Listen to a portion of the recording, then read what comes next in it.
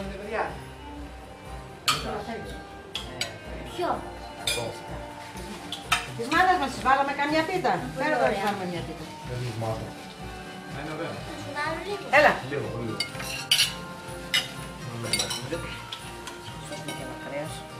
Ορίστε. Έλα.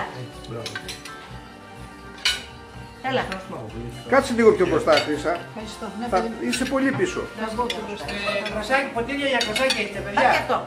Ποτήρια έχουμε. Θέλει κανείς κοκακόλα.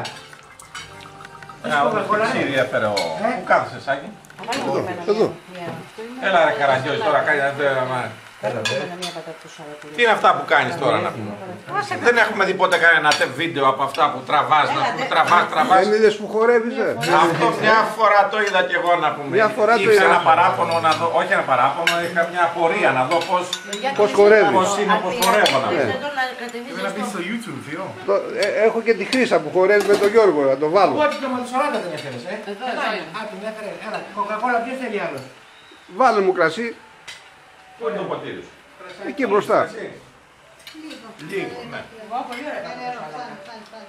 Είναι ιδιαίτερα.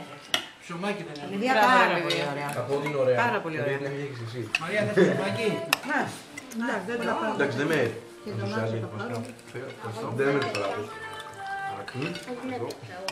Κανονικά η συνταγή της ήταν να βάλεις και πέστροφα μέσα, αλλά επειδή δεν πήγε. Κάτσε μισό, περίμενε θα σου βάλω αυτό να μην χύνεται. Φέρε μια χαρτοπετσέτα να τη δέσω.